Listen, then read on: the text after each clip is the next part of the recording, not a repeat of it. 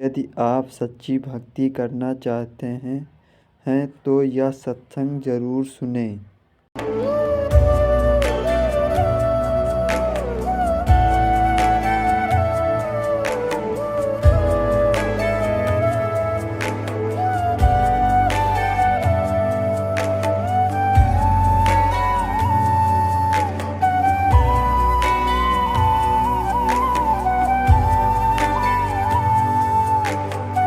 पूर्ण परमात्मा पाप कर्म दंड को भी काट सकता है।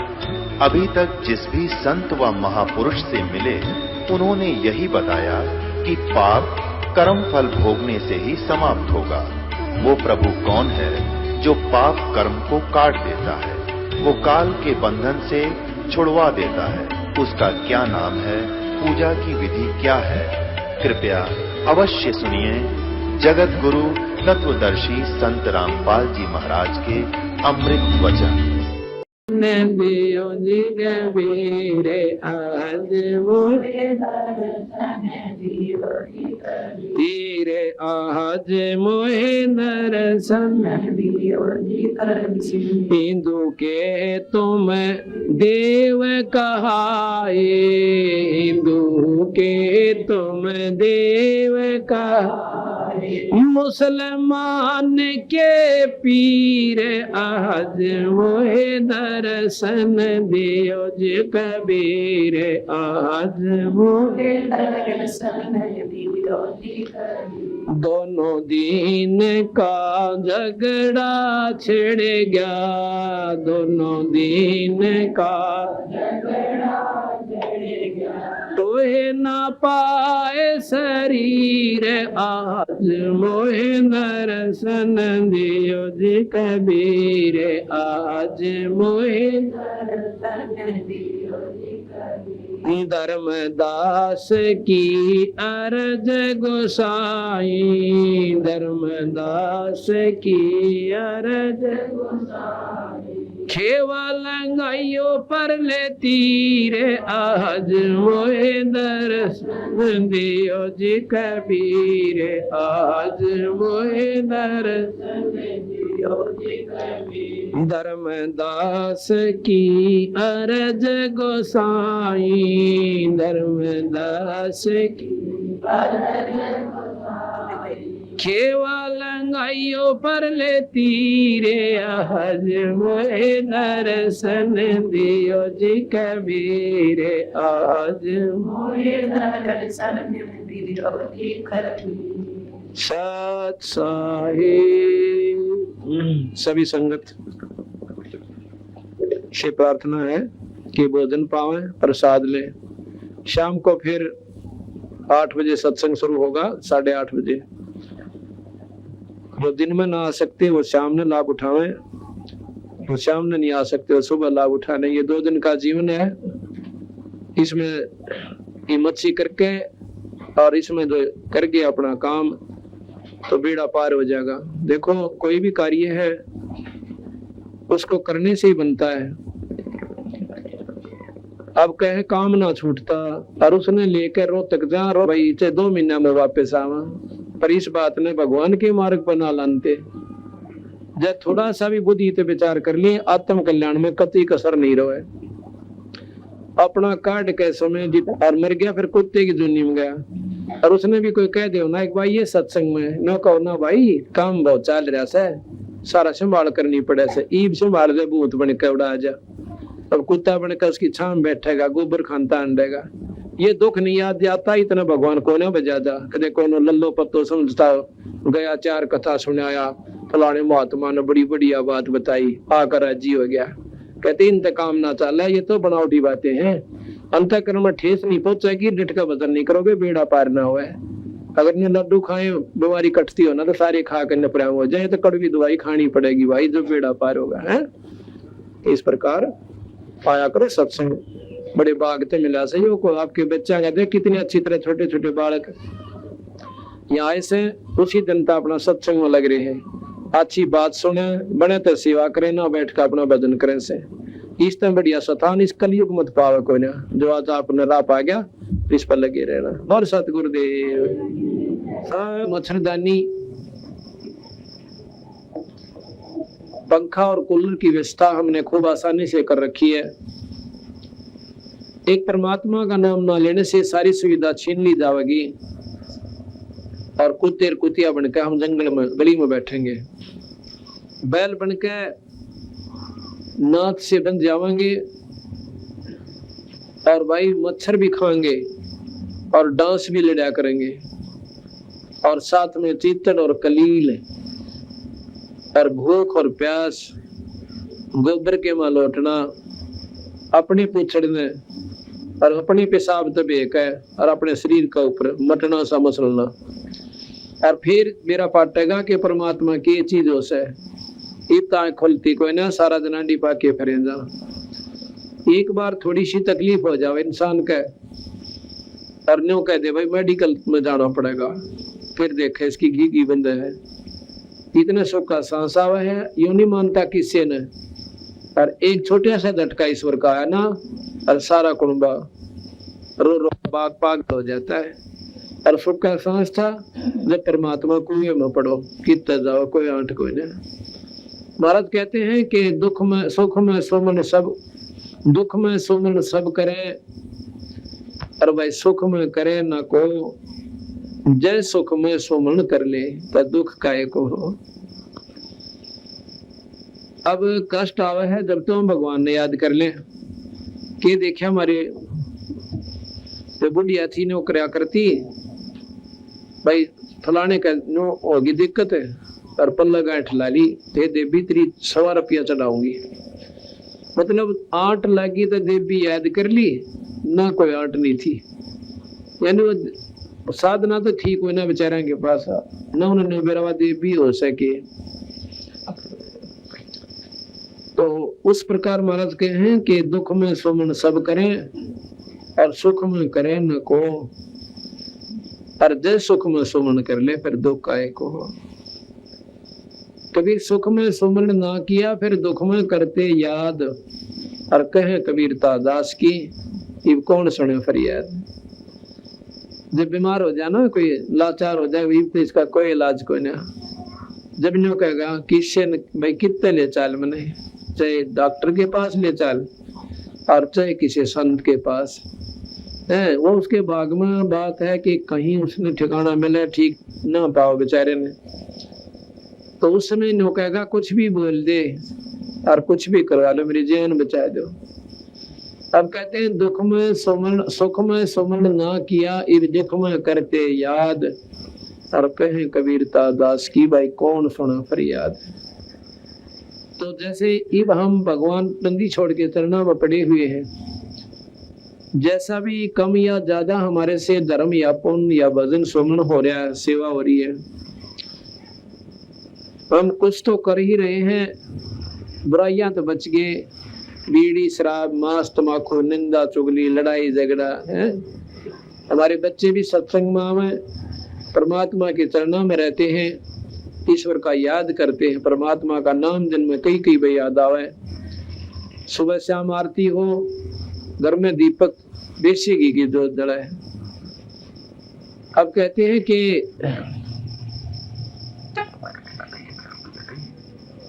इस बात को आम बड़ी आदमी जो पुण्य आत्मा होती है, जो कति सत्संगी ना होते, वो भी नो क्या करें भाई भगवान करे थारे घी के जलियो। घी के जलना यानी घर में थारे परमात्मा मौज करे। तो अब हम देसी घी की जोत जगाने के लिए प्रार्थना करते हैं हर उससे, ये हवन का काम करे से, क्योंकि हवन के करने से जैसे आपने सुना था मुक्ति नहीं होती, लेकिन कहते सर्व वासना जात है। हवन करने से ऊपरले लोकों में, देवताओं के लोकों में या की शुद्ध वायु पहुंच जाती है, ये घी के माध्यम से, मंत्रों के प्रभाव से। तो देवता लोग प्रसन्न रहते हैं, और जहां बंदी छोड़ की अमर जोत लगती है उसको देख करके तो सारे ही खुश हो जाते हैं कि जिस घर में इस बंदी छोड़ की जो जड़स है, उस बंदी छोड़ के नाम का हवन हो रहा है, तो भाई उसके तो चारों तरफ ये देवता पहरा देने लग जाए। और बड़ी खुशी मनाते हैं कि धन है इनकी करनी ने, धन है इनकी जननी ने, जिनके घर पर बंदी छोड़ की बाणी और बंदी छोड़ का ये अमर जयत यानी देसी घी की दो उगल रही है। तो कहने का भाव ये है कि दुख में श्रवण ना किया फिर सुख में करते याद, कहे कबीरता दास की कौन सुने फरियाद। अब हमारे ऊपर मान लो कर्म की कोई मार आवेगी, प्रथम तो कहते हैं संसरण में आणते भाई आई टले बला, और जय माथे पर सूड़ी होवा कांटे में टल जाए। और जो सत्संग में नहीं आते उनका तो गदा के उठेंगे, नहीं सुनने मिलेगी, फलाने गिलनियों बनेंगी। और भाई हमारे जो 19-21 कोई घटना घटन भी जाती है छोटी मोटी और परेशानी आती है, तो हमने जगह अपने बंदी छोड़ के चलना में पड़कर रोने, हमने जगह मिल गई उसके आगे अर्ज करने की। और फिर वो पूर्ण परमात्मा है, दयालु है। हमारे छोटे मोटे जो कोई कमी रह भी जाती है किसी कारण से, कोई भाव में कमी है, कोई विचारों में हमारे अंदर कमजोरी आ जाती है, तो उसके कारण हम दुख उठाना शुरू कर देते हैं, तो उनको भी ये माफ कर देते हैं। ये बहुत दयालु है। तो इसलिए कहते हैं एक बार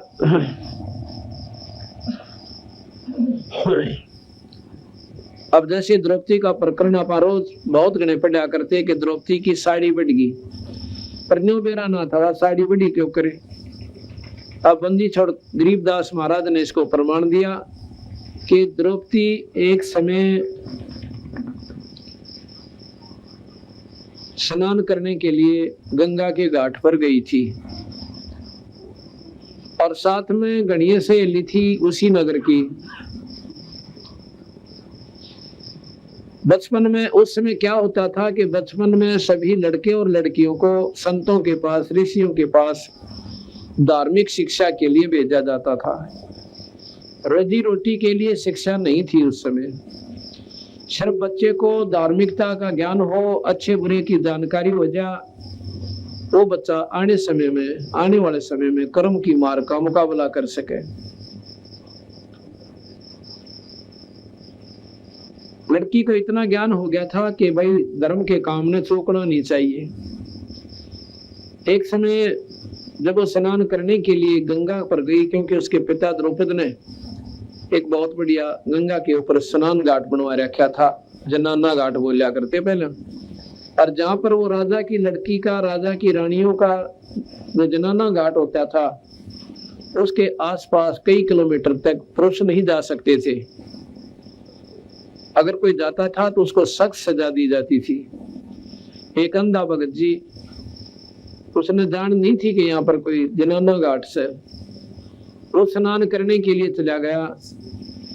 घाट से तो टल गया, घाट से 2-3 किले की दूरी पे जिधर पानी जा रहा था, बह रहा था, उधर जाकर गंगा में उतर के गोड्डे पानी में पहले तो नहाया खूब,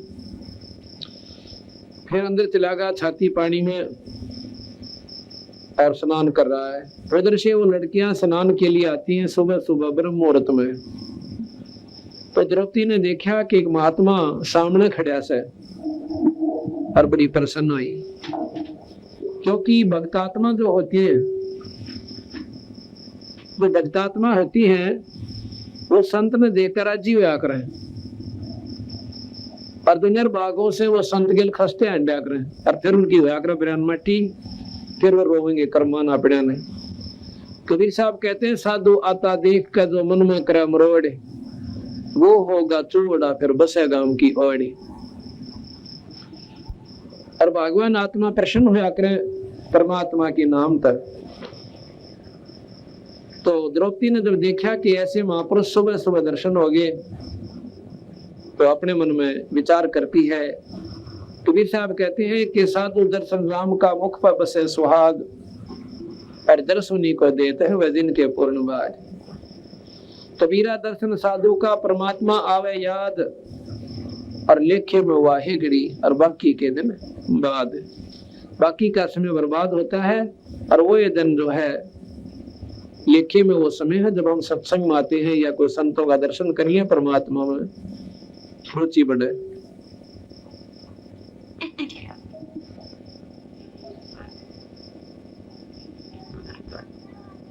तो द्रौपदी ने क्या करा, ने सोची महात्मा नहा रहा से हम भी स्नान कर लेते हैं। वो सब लड़कियां और द्रौपदी स्नान करने लगी। कहती हजारों सहेली उनके साथ स्नान करने खातिर जाया करती, गांव की लड़कियां, उस नगर की लड़कियां, और साथ में उसकी दासी और बांदियां भी जाती थी। लड़की सभी लड़कियां ने स्नान किया, हजारों लड़की नहाई। नहाने में 1.5-2 घंटा उन्हें आराम से लग गया। स्नान करने के बाद द्रौपदी को फिर ध्यान आया कि महात्मा कहीं चला तो नहीं गया, क्योंकि उनके पास बैठ के वार्ता करेंगे, भगवान की कथा सुनेंगे। लड़की ने देखा कि वो महापुरुष तो अब भी नहाने लग रहा है, पर इतनी देर तो नहाना तो ना चाहिए था, और ना भी कोई रहा, नो पानी में हाथ मारे। उसमें क्या हुआ कि उस महात्मा के पास एक का लंगोटा था, बाकी कपड़ा कोई नहीं था उसके पास, और वो पानी में बह गया, टूट गया तागड़ी। अब शर्म का मारा बाहर नहीं आवे, बड़ा शर्मिंदा हो गया। उधर लड़कियां की आवाज आवे, स्नान करती आना, और ज्यादा पानी में घुस गया, और अपना कान बोझ कर खड़ा कि कहीं ये लड़कियां चली जा, फिर देखूंगा कि दिन छिप जाएगा, दिन रात्रि के समय बाहर निकलूंगा। सुबह का समय था। उधर से द्रौपदी ने अपनी दिन दृष्टि से देखा कि महात्मा तो नी वस्त्र हो गए, और वस्त्र कोई किनारे पे दरिया को ना। तो लड़की ने आव देखा ना ताव देखा, अपनी साड़ी में तो एक जट यानी एक बिलात 8-9 इंच कपड़ा पाड़ के और महात्मा की तरफ यानी पानी में छोड़ दिया। जब वो पानी में बहता हुआ कपड़ा उस महात्मा के हाथ के पास से निकल गया, उसने के दिखा था बेचारे न 6 इंच दरेगा निकल गया। तो लड़की ने दूसरा फिर पाड़ा, वो भी डाल दिया, वो भी चला गया। 7-8 ऐसे ही वो कपड़े को पिन बहा दी, पर उसने के दिखा बेचारे ने सारी 7 दौरेगा निकल गई। अब लड़की ने सोचा कि भाई देखो मेरे बाप समान है, कि डर हो गया। तो उसने एक लंबी लकड़ी उठाई, बहुत लंबी, जैसे जंतर की हुआ करे, और उसके अपना ये कपड़ा लपेट के एक बिलात का और अपनी साड़ी माथ पाड़ के और महात्मा के आगे कर दिया। अब वो हादसा मारे था, उसके कपड़ा उठाया, और शुक्र मनाओ था परमात्मा से अर्ज करे था, भगवान कची थड़ा मिल जाए और मैं बाहर निकलने जोगा हो जाऊं। तो इतना उसका कपड़ा नु हाथ ला गया, फट पकड़ा और पकड़ कर देखने लग गया कितने का आकार कैसे। हमने पूरा कोपीन का हिसाब पाया को हो, ये तो न्यू तो कोई नहीं डाल सकता। अंधे को इतना ज्ञान बहुत होता है कि ये कपड़ा किसी लड़की का है, और बहुत सुंदर सिल्कन यानी बढ़िया साड़ी का था। कपड़े पर हाथ लगा कर देख कर बोला, बेटी आज तूने मेरी इज्जत बचाई से भगवान उन्हें गणाएं दे। कहते हैं देते को हर देता है जहां तहां सियान, और ना दिया फिर मांगत फिरो, परमात्मा सुननी कान। अब यहाँ पर ये देखने जोगी बात है कि राजा की लड़की की गेला कितनी सहेली थी, और बांदी और दासी उसकी नौकरानी भी गणी थी, और सब साड़ी बांध रही थी। उस लड़की को इतना ज्ञान था कि मैं रोटी खाऊंगी मेरा पेट भरेगा, और ये सहेली खाऊंगी इनका भरेगा। मैं सेवा करूंगी मुझे मिलेगा, ये करेंगी इन्हें मिलेगा। अगर मैं साड़ी का टुकड़ा उनको कह सकती थी वह कि तुम्हें साड़ी काट के गिर दो इस महात्मा की खातिर, वह पूरी की पूरी साड़ी डाल देती, क्योंकि राजा की लड़की का हुक्म और ऊपर जानते 2 देगी एक के बदले में। पर वह इतना भी अवसर उस लड़की ने उनको नहीं दिया। इसको ज्ञान कहते हैं। एक तो इसमें अभिमान होता, हुक्म होता कि तुम डाल दे साड़ी, तो उसको पुण्य नहीं मिलता। जब तेरे पास साड़ी है तो दूसरे ने क्यों कहे। अब मेरे हाथ में गिलास है, मैंने को लाइए रे 2 कहे, तो ये भी मेरी सेवा गई। अपनी मर्जी से आपकी नीत हो साफ करना चालो, आगे से सेवक कह दे ला भाई मैं 200 में और भी दौड़े से वो आपकी मौत दे दो, वो दोनों कोई से की सेवा खत्म नहीं हुई। और आप वहीं बैठे हो, ले उठा के दो, ये मेरा गिलास, ये तो पाड़ियों के काम होया करे। अपनी चौनी ने कोई ना छोड़े दे राम पड़ी होता है, तो तुमने बेरा को ना सेवा का की फल होता है। तो इस प्रकार वह लड़की इतनी सियाणी थी, उसने ज्ञान था कि मैं सेवा करूंगी मुझे, मैं दान करूंगी मुझे मिलेगा, और ये करेंगी तो इन्हें मिलेगा। उनको तो बेरा भी ना पाटन दिया। न्यू बोली बावड़ी होगी तो द्रौपदी जमाए इतनी बढ़िया साड़ी का नाश कर दिया, जो बिना ज्ञान की थी वह न्यू बोले।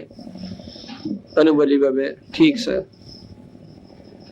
तुमने के मतलब से इस बात का, मेरे काम ना मैं जानो। तो फिर क्या हुआ, अब वो साड़ी देकर वह लड़की आ गई, बात आई गई हुई। लड़की ने कौन सा न्यू दिया था, वो दान के भगवान मेरा नौकरी है। ऐसा दिया हुआ दान सीमित होता है। कैसा कि भगवान मारा न्यू हो जा, थारा पाठ करवाऊं, वो तो सिर्फ उस काम तक सीमित हो गया, उसका आगे फल नहीं मिलता। और जो बिना इच्छा के जो धर्म आप करते हो, नी इच्छा जो देता है सो दान कवावे, और फल बाँचे नहीं ताश का, वो अमरापुर जावे। तो द्रौपदी ने इच्छा व्यक्त नहीं करी थी कि भगवान में साड़ी जब पाड़ के दूं एक कपड़ा कि मेरे न्यू लाभ हो जावे, नहीं, उसने नहीं इच्छा अपना फर्ज समझ के और एक साधु की मदद करी, भगत आत्मा को दान दिया।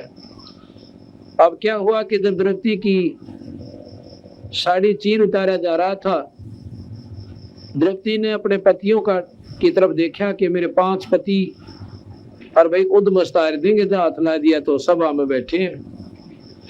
उस लड़की ने इतना ना भेरा था कि यहाँ सब नकली सौदा से, ना कोई किसी का पति है, ना कोई किसी का पिता से, और ना कोई पत्नी है, ना लड़का और लड़की है, सब स्वार्थमंदी जीव है। पर ये जते जब से जब खुद बीत लेती है इंसान की गेला, तो उस लड़की का नाम जचा थी कि तेरे पति न्यू के न्यू बैठे रहेंगे और तेरी वहां पर बेइज्जती होगी। तो जब उसने देखा कि वह तो ऊपर न देखते भी कोई नहीं, और दुशासन ने उसका पल्ला पकड़ लिया चीर उतारने ताई। फिर उसने देखा भीष्म पितामह, द्रोणाचार्य और कर्ण सामने बैठे हैं, और धृतराष्ट्र ने यदि कहना था पर प्रार्थना उससे भी करी, तो कोई ऐसा ना बोले मुंह है। और द्रोणाचार्य, भीष्म पितामह है और कर्ण, उनमें तो एक जना भी अगर खड़ा होकर और न्यू कह देता कि खबरदार देश लड़की का हाथ है, आरामियों इसमें तुम क्या अंतर समझ रहे हो। और सभा के अंदर ये पहला इस वर्ल्ड का पहला इतिहास है कि 10 आदमियों में किसी औरत का नंगा करण कराया जा रहा था, और वो नीच आत्मानियों के बैठे रहे।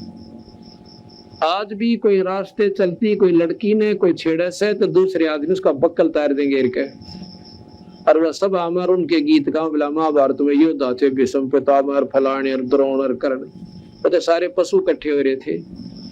खाकर दुर्योधन के मलिन अन्न को बुद्धि भ्रष्ट हो गए थे। तो द्रौपदी ने अर्ज किया कि हे भीष्म पितामह, हे गुरुदेव और कर्ण जी मेरी रक्षा करो। कोई ऐसा ना बोले। कहते हैं उस समय विदुर खड़े हो गए। विदुर ने बोला भले पुरुषोत्तम करके रहे हो, बना दिन तो विचार कर लो, या इसी तो पांडवों की वो और इसी थारी, तुम चाचा ताऊ के भाई, और काल नन्नू ना कहे द्रौपदी की नंगी होगी, न कहे तुमने कब मैंने अपनी इज्जत आप तार ली। पर वो तो बुद्धि भ्रष्ट हो चुके थे, उनका काल चक्कर काट रहा था, उनका एक भी समझ में ना आती शानी बात तो, और उल्टी कह दे उसने स्वीकार करे थे। कहते हैं विनाश काले विप्रता बुद्धि, जब नाश इस इंसान का आता है उल्टा चलेगा, सारे उल्टे गिर लगेंगे उसके। विदुर कहे ये बंधु थारा ने बोले थारे भाई से, भाई तुम किसकी बेइज्जती करो सो। विदुर कहे ये बंधु थारा एक कुल एक परिवारा, और विदुर के मुंह पर लग गया थपेड़ा, ने बोले तो है पांडुआ का चेहरा। विदुर के मुंह पर दुशासन ने थप्पड़ मारा, ने बोला तू तो पांडुआ का नहीं बोलेगा, इनका चमचा से न इस करके बोल रहा से, इनका चेहरा से तो इनका चेला से। तो है बांधी का जाया, अपने चाचे ने ये शब्द बोले है निर्भाग आत्मा, तो है बांधी का जाया। और वहां पर कहते हैं भीष्म, द्रोण और कर्ण मुस्काया। जब उन्होंने कहा ना उधर बांदी का जाम से यानी बांदी का पैदा हुआ था, तो तीनों अंदांदरे काटे, जबकि चाहिए था खड़ा हो कहने कहना अरे क्यों कर बोला तो नसने कमे इतना चाचा लागे है, अपने चाचे का बर्तन हाथ छा दिया। फिर इतना भी लफ्ज काटने जोगे नहीं रहे, तो विदर वहां से उठ कर चला गया कि ये तो नाश इकट्ठे हो रहे सारे, अब इनकी छात बोल दे रही है। देखो भगत आत्मा था, बुराई देखी नहीं गई, पर अपने मुंह से उसने तो कहना था कह दिया। मानना ना मानना उनकी बस की बात, उनकी मर्जी है। परमात्मा उस पर प्रसन्न होता है, वो दोषी नहीं होता। और सभा में बैठा अन्याय को सहन करता है, वो पाप का दोषी है, पाप का भागी है।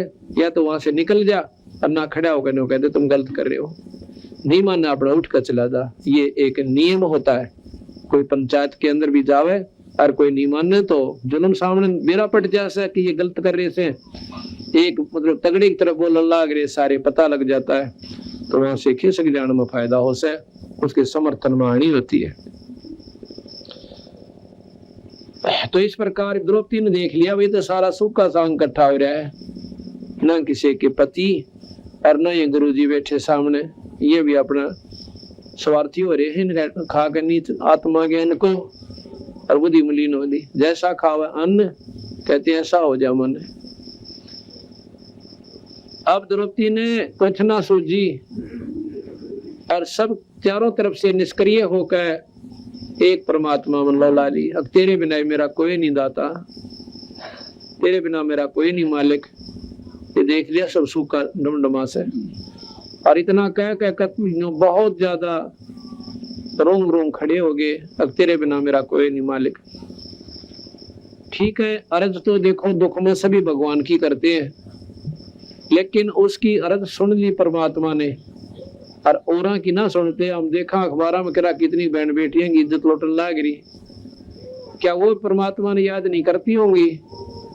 लेकिन उनकी सुनाई न्यों नहीं होती कि उनको किसी समय में ऐसा कोई पुण्य नहीं बना, ऐसा कोई दान नहीं करा जो कि उनके सामने कवच बनकर खड़ा हो जा, परमात्मा उसको लाभ देने जोगा हो जा, तो उसकी रक्षा करने जोगा रहे। परमात्मा भी निष्क्रिय है जब तक ये प्राणी अपने कर्म सुधारे, कोई ना दान पुण्य नहीं करता। तो उस समय कहते हैं भगवान कृष्ण रुक्मिणी के साथ छत पर बैठकर और पासे खेला था, जैसे शतरंज खेल लिया करें।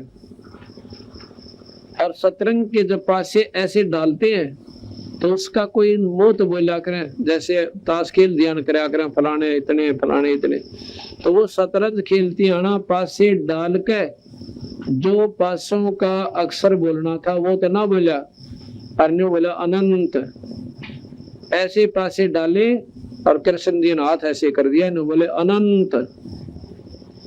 रुक्मिणी उसके मुंह का ना देखा कि पासे जो खेल का तो यू कोई शब्द कोई ना, आपने अनंत क्यों कहा? हाथ पकड़ लिया उनका, हाथ पकड़ के हंसन लागी कि ये अनंत का तो मेरे समझ में ना आई, अनंत तो इसका कोई मतलब है कोई ना इस खेल में। तो क्या कहता है कि रुक्मिणी कर पकड़ा मुस्काई, कर कहते हैं हाथ ने, रुक्मिणी कर पकड़ा मुस्काई, अनंत कहा मोह को समझाई। ये अनंत क्यों कहा, इसके बारे में मुझे जानकारी दो।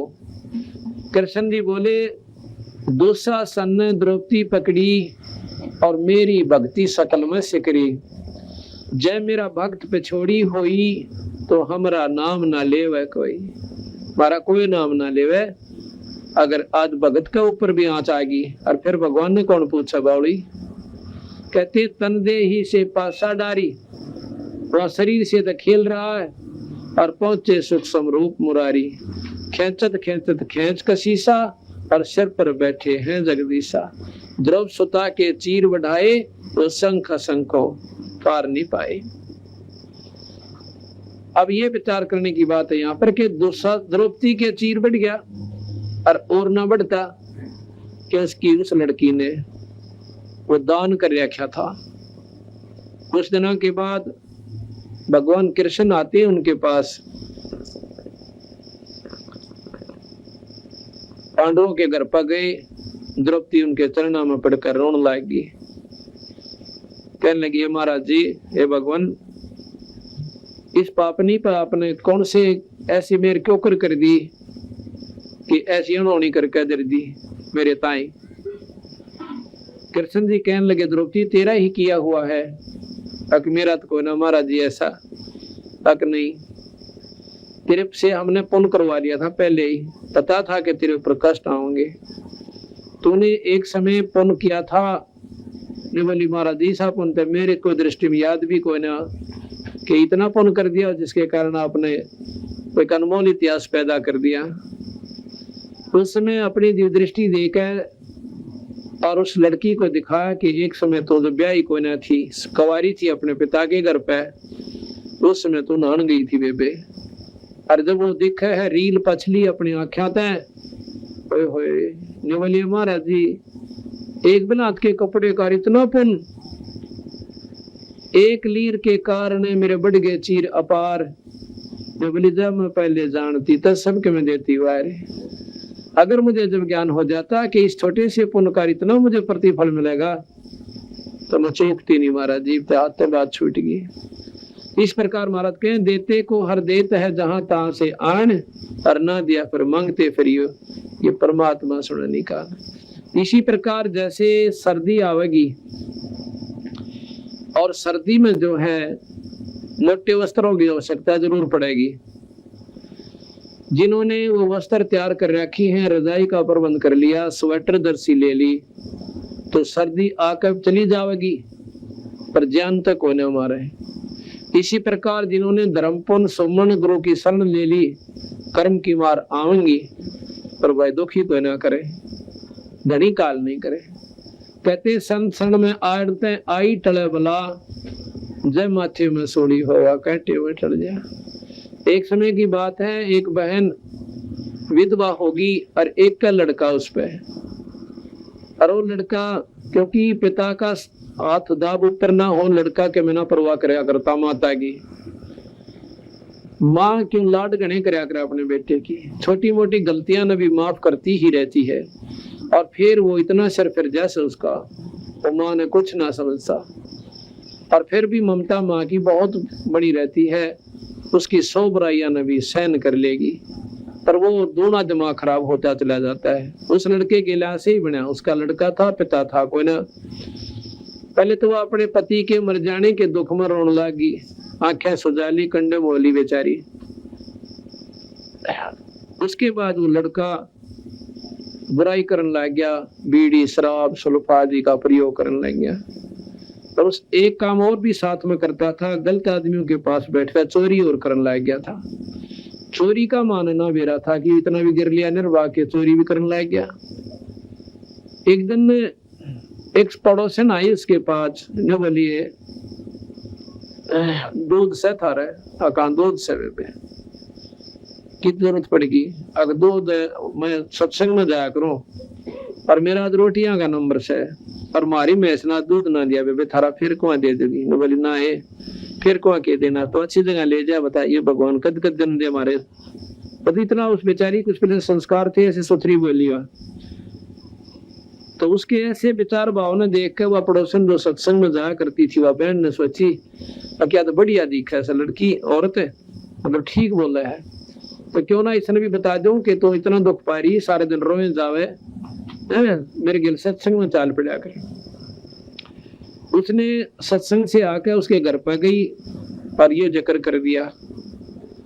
पानो बोली बहन चलते मैं पढ़ू, पर मेरे गिला कई काम हो गए। क्या हो गया? एक तो मैं विधवा होगी, तुम तो जा सकती है, तुम्हारे सर पर धनी है, कोई टोक अड़ा को ना, और मैं घर से निकलूंगी तो 100 बात दुनिया बनाओगी। तो अनु बोलिए तुम दुनिया का की लेना बाउड़ी। मीरा बाई ने देखा ने के कहा था दुनिया ने, के कहा था दुनिया ने, सब नु कहा करते तू मत न जाकर सत्संग में ठाकरा की छोरी हो, कहते न ताला पाड़ दिया, जुल्म कर रही तो के कहेंगे या दुनिया थूकेगी, हमने तारी जगह जगह बेइज्जती हो से, दुनिया बुंडी अच्छी कर। तो मीरा बाई के बोली सत्संग में जाना मीरा छोड़ दे, सत्संग में जाना मीरा आए मारी लोग करें तकरार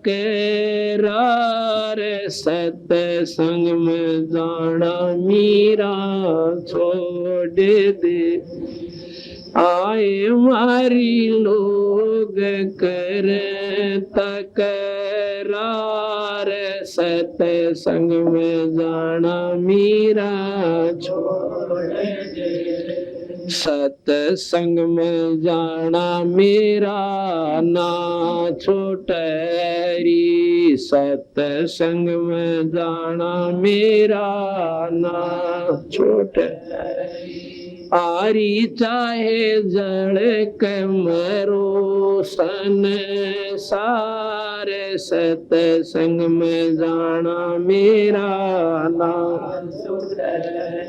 आरी चाहे जड़ कमरो सन सारे सत्संग में जाना मेरा तारे सत्संग के राय में तारे सत्संग के राय आए वहाँ पर रहते हैं काले नागे कोई कोई नाग तन डसे लेवे आए वहाँ पे रहते हैं काले नागे कोई कोई नाग तन डसे जब गुरु मारे मेरे कररी जब गुरु मारे मेरे कररी आरे वो तो सर पगंडे वे बने जाए सत्संग में जाना मेरा ना छोटा है आरे वो तो सर पगंडे वे बने जाए सत्संग में जाना मेरा ना सत्संग में जाना मीरा छोड़ दे सत्संग में जाना मीरा छोड़ दे आए मारी लोग कर तकरार सत्संग में जाना मीरा छोड़ दे आए मारी लोग कर तकरार सत्संग में जाना सत्संग में जाना मेरा ना छोटरी सत्संग में जाना मेरा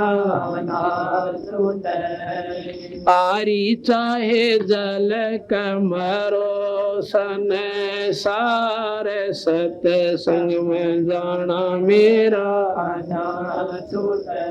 आरी चाहे जल कमरो सन सारे सत्संग में जाना मेरा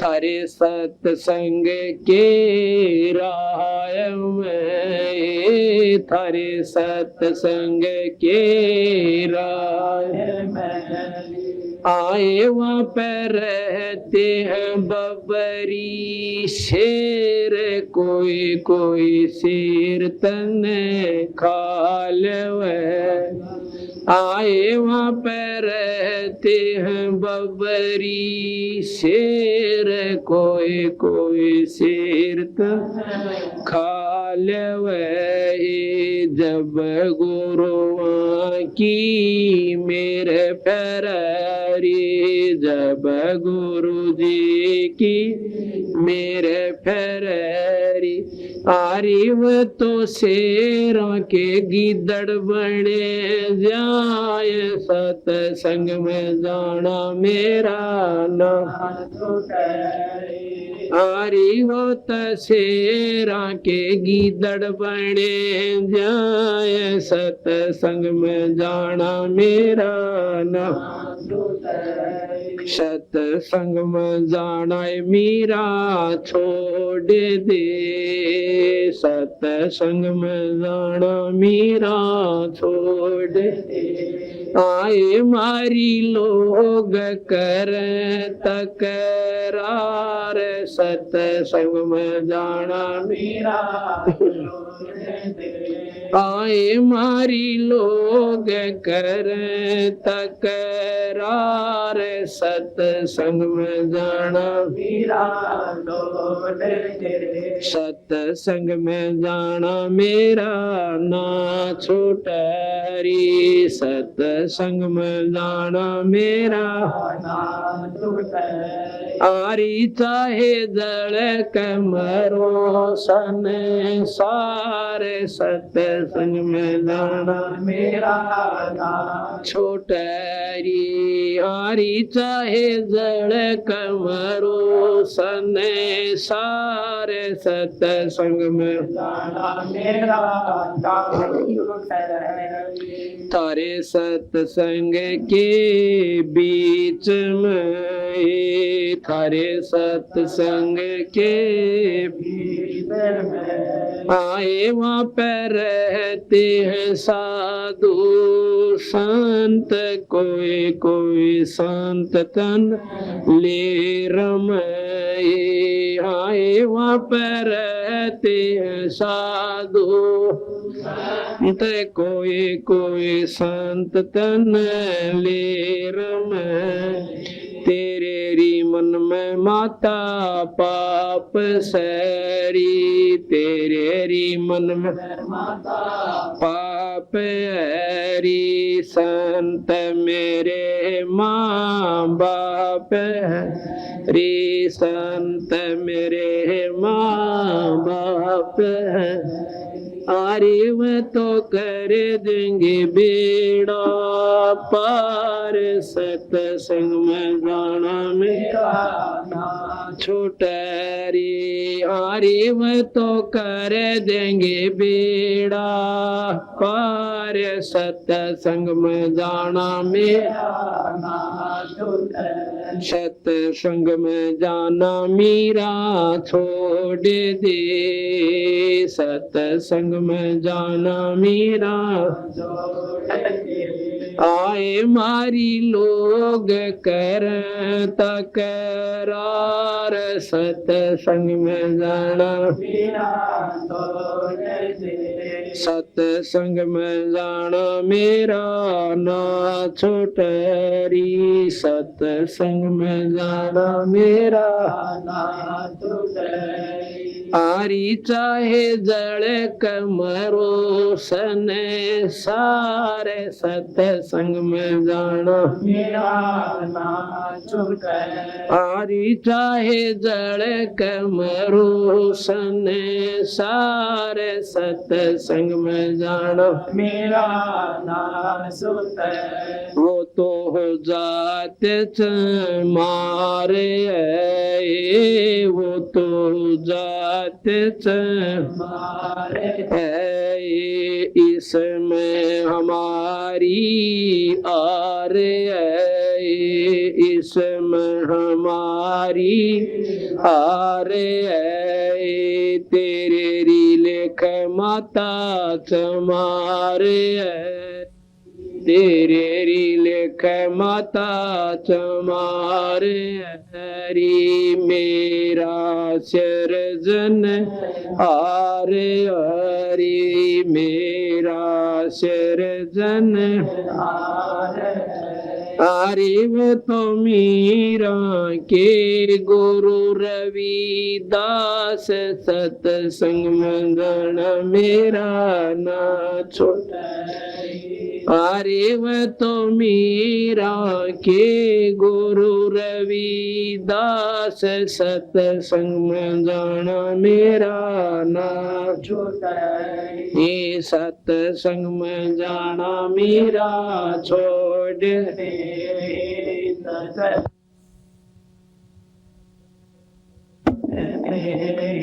आए मारी लोग कर तकरार, सतसंग में जाना मेरा। आए मारी लोग कर तकरार, सतसंग में सतसंग में जाना मेरा ना छुटरी, सतसंग में जाना मेरा ना आरी, चाहे जड़ कमरो संसार, सतसंग में साहिब।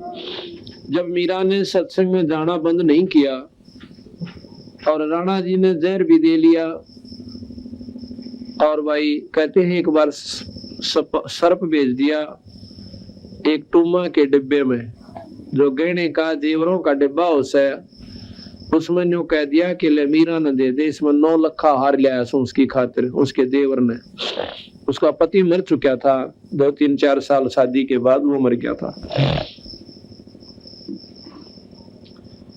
तो मीरा ने हार को खोला, उसमें डब्बे को खोला तो उसमें काला सांप भेज रखा था, पर वो मीरा के खोलते ही हार बन गया और उसने ठाकर वो हार गले में डाल लिया। तो राणा जाता है देखने खातिर, उसका देवर, उसने देखा कि वो तो गले में हार पहरे बैठी है और डब्बा खाली दौड़ रहा। तो उसने सोचा कि आज से या बच की तड़के इसने तलवार तो मार दूंगा, कट्टे रान टंटा मिटा, इसने तो बेइज्जती कर दी, मारा बट्टा ला दिया।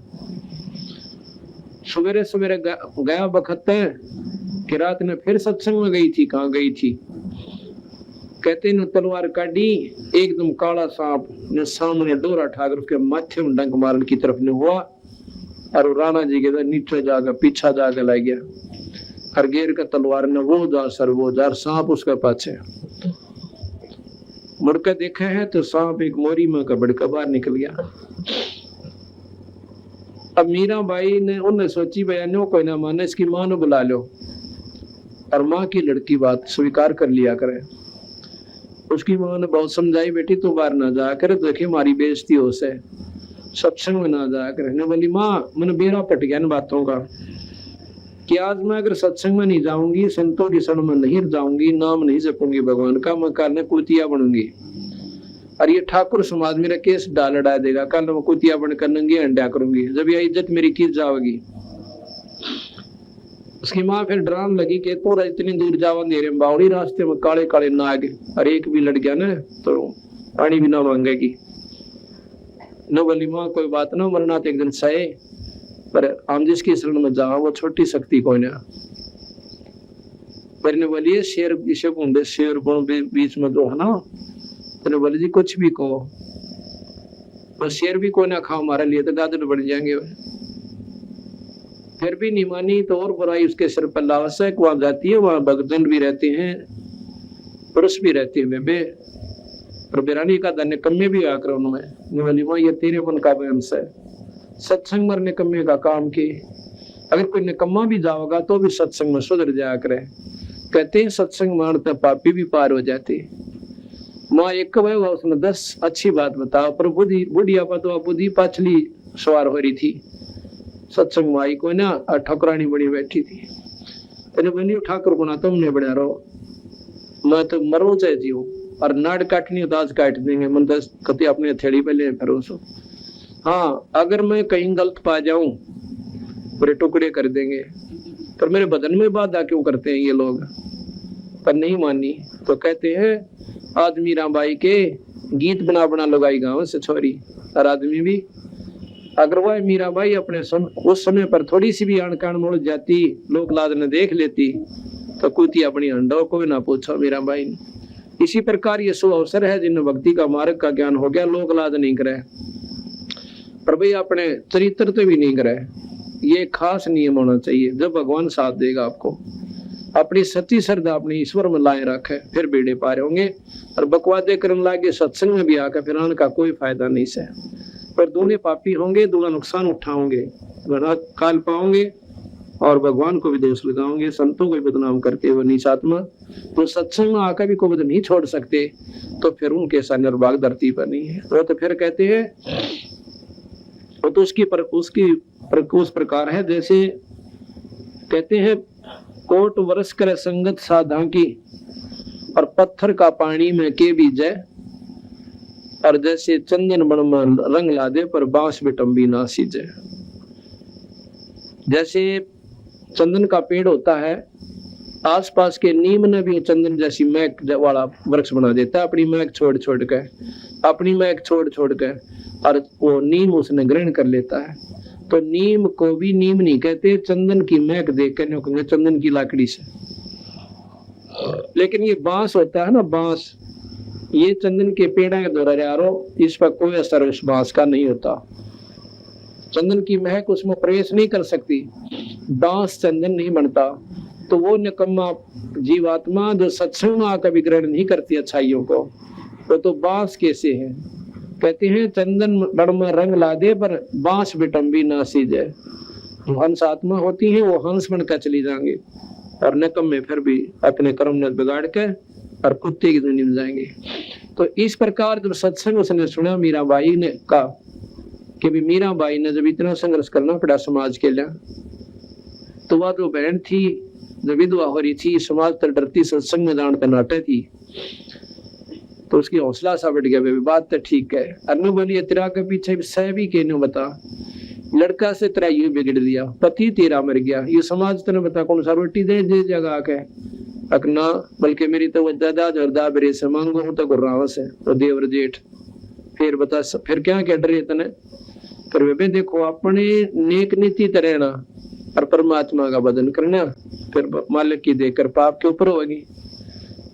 तो वह बेचारी कई सुने थे सत्संग में जान लाएगी, सत्संग में जाने लगी तो सबसे पहले दुख हुआ कि महाराज जी मेरा लड़का बिगड़ गया। जो दुख हुआ था मेरी जान ने वो तो था ही था, पति मर गया, इससे बड़ा दुख और क्या होगा औरत ने। और ऊपर तो एक लड़का था, इसकी आस तक की थी कि हो सकता है ये कामयाब हो जाए, इसने ब्याह था कि मैं अपना जीवन सफल कर लूं, पर ये जमा बिगड़ रहा है, इसकी शराब यू पीवे, सुल्फा यू पीवे, और बोलूं तो छोम आ जावे। महाराज जी ने यही सलाह दी कि बेटी आया करो सत्संग में और सेवा करो यहाँ पे, और भगवान का नाम ले जा। कोई किसी का ना हटना, कोई बेटा ना कोई बेटी, ये तो लनियार से आप अपने समय खातिर, थोड़े समय खातिर आ रहे से, कोई ताचला लेने आ रहा है, कोई देने आ रहा से, पर यह को ना समझ मानती। फिर भी ममता इतनी गहरी हो से ये वाली महाराज जी दया कर दे, वो भी सत्संग मान लग जा। तो उन्होंने ये कहा तो सच्चे मन तो लगी रहे, सारे काम हो जाएंगे। बेबी तो कच्चे पड़ में आ गई तो फिर कुछ भी कौन बढ़े। अगना महाराज जी मन तो पूरा ज्ञान हो गया, मैं तो अपने उद्देश्य बोलूं को ना, और वो भी आ जाएगा तो बहुत अच्छी बात से लड़का। तो क्या हुआ, वो लड़का गंदे बच्चों की संगत में बैठकर चोरी करया करता। उसने क्या सोचा उसके साथियों ने कि भी छोटी मोटी चोरी तो काम नहीं चलता, वो पूरी बरकत को नहीं होती। इब कह राजा के महल में चोरी कराएंगे, और रानिया के हार एक 9 लाख का बताओ से, और अपने मुंह में पानी भरया, मीठे अपने मुंह में मीठू बन रहे, बड़ी बुच्चे ने सोची राजा का महल वो होया करे, एक उनसे थोड़ा मैं उठने पाए, कूद कर जाके ठा लिया किसी के सौदे ने। पर उनकी बुद्धि इतनी भ्रष्ट हो ली क्योंकि उनका अंत भी आ लिया था। तो सारे उसके साथियों ने समेत उस लड़के ने, मैन के लड़के ने जो सत्संग में जाती थी, रात्रि के समय राजा के महल में चोरी करने की स्कीम बनाई, और उसके लिए फलाने मंदिर के पास, क्यों मंदिर के आसपास आदमी ज्यादा कोई शक भी ना करता कि वो मंदिर में आए होंगे, मंदिर के पास इकट्ठे होना रात के 12 बजे निहित कर लिया। उधर से वह लड़की जो संगत में उसकी माँ सत्संग में जाया करती थी, तो उस दिन उसने कुछ प्रेरणा दी परमात्मा ने बंदी छोड़ने के। बेबे अपने मन में सोचा है आए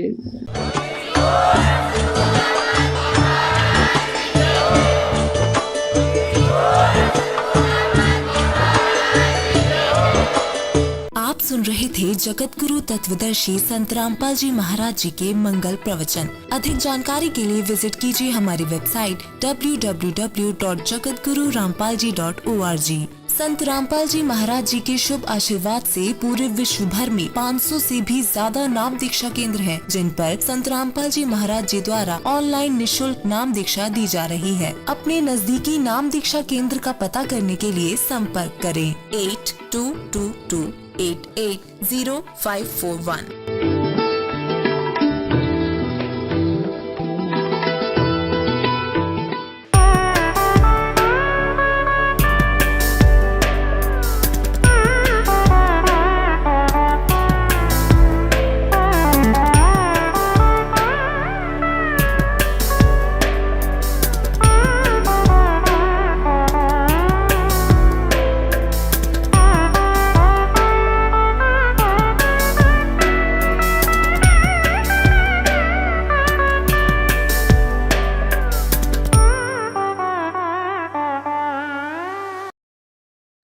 जब तक तत्व ज्ञान नहीं मिलता है तब तक जीवन का उद्देश्य अधूरा रहता है।